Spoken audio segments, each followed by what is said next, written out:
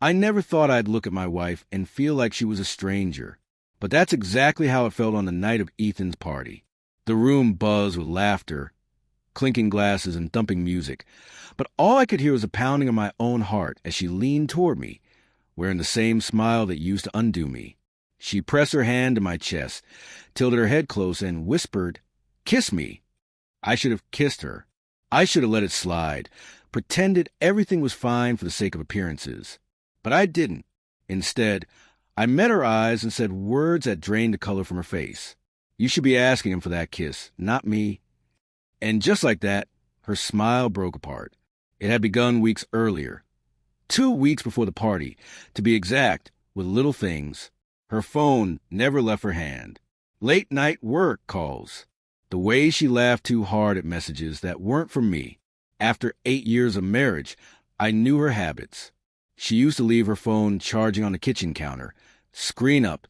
Now it was always face down on silent, sometimes even carried into bathroom. I didn't want to become the paranoid husband. But when your gut twists every time your wife grins at her phone, you know something's wrong. One night, she fell asleep with the phone half tucked beneath her pillow. My hand trembled as I picked it up, telling myself I only needed peace of mind. Instead, I found hell. Thread after thread of messages with a name I recognized. Ryan, her co-worker.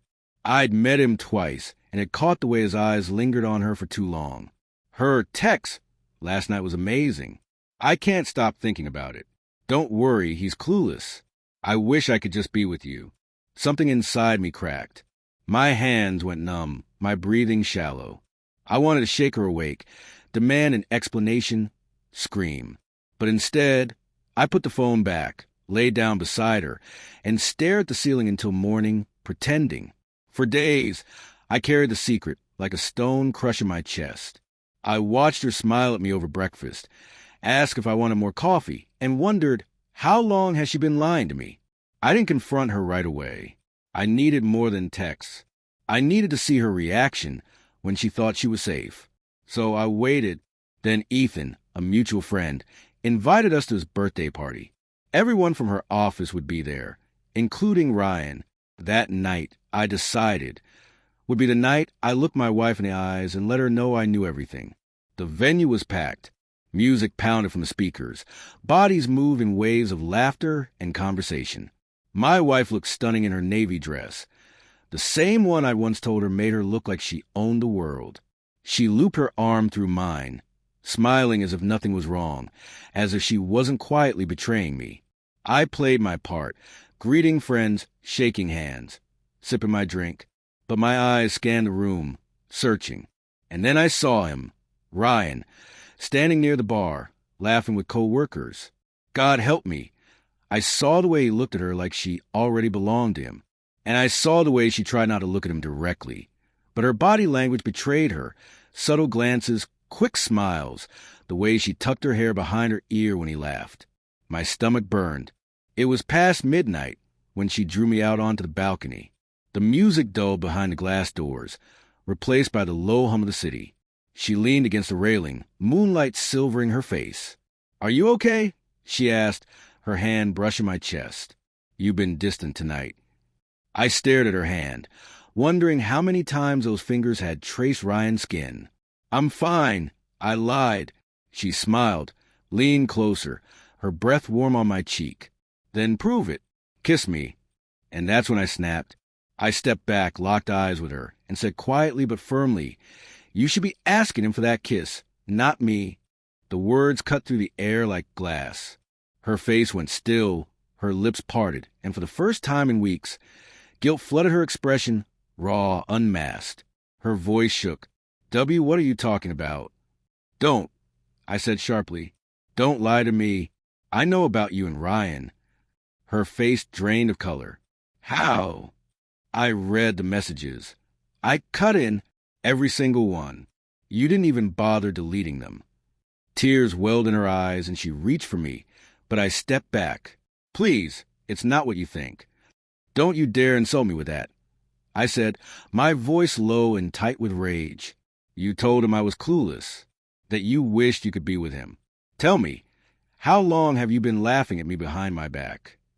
The tears spilled over. It was a mistake. I don't love him. I love you. Her words twisted a knife. You don't get to say that. Not after this. She sagged against the railing, sobbing. It didn't mean anything. I was lost. Work's been stressful, and he was there.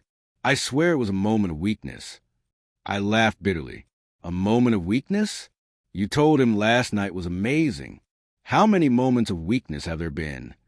Silence. Her silence was my answer. I turned away, staring at the city lights. Do you have any idea what you've done? You've destroyed us.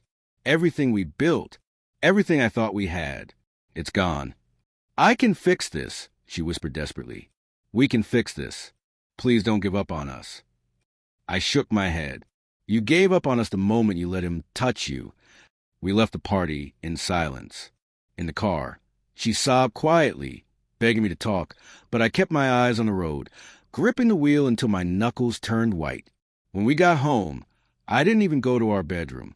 I grabbed a blanket, lay down on the couch, and stared at the ceiling until dawn, the same way I had the night I found the text. The next morning, she sat across from me at the kitchen table, her face swollen from crying. Please, she said softly, don't leave me. I made a mistake, but I'll do anything to make it right. I looked at her, the woman I'd once thought I'd grow old with, and felt nothing but emptiness. You already left me, I said quietly.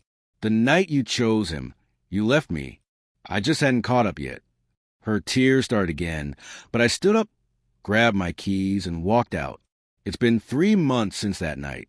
The divorce papers are filed, and we're living separate lives. Sometimes I still wake expecting to hear her laugh, to feel her beside me.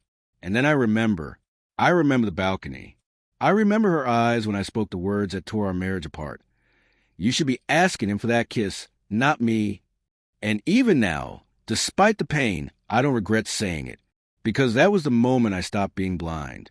That was the moment I chose myself over her betrayal.